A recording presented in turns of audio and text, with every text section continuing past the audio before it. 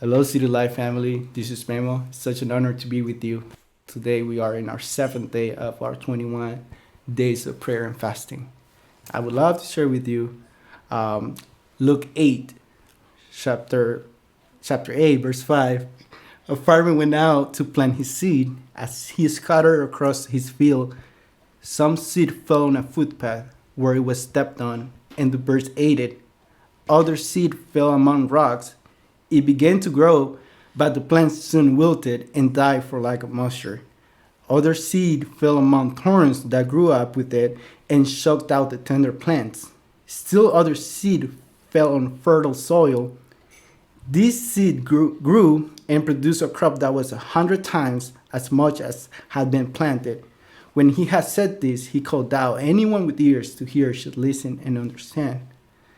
As God was speaking to me through this word, I see Jesus' intention to show us the condition of our hearts.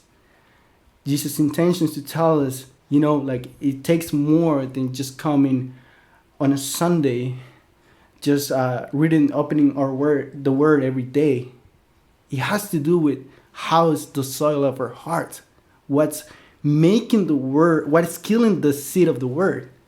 And he gives 4 examples. The number one, he says, when the soil of our heart becomes a footpath. And as I see this in my head, I see like what the enemy has brought into our minds. How he accuses us of our past, how culture tells us like to be a certain way, how like our family have defined us.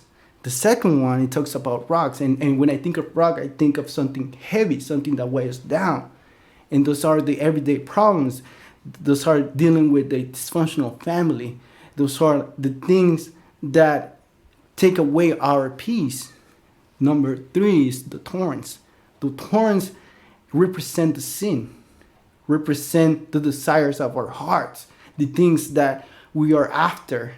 It represents the things that we're not willing to give away, the things that we're not willing to surrender. And it's so important for us to look inside. And God is challenging us today to look inside. Because if we're not bearing fruit, then if the soil of our heart is dry, then there must be one of these things stopping the seed from growing. So I challenge you to look inside and to have an extraordinary day. And to have an extraordinary day, we must produce fruit. We must live a life filled with the fullness that only Jesus can give. Thank you, family. Love you, and have a blessed day.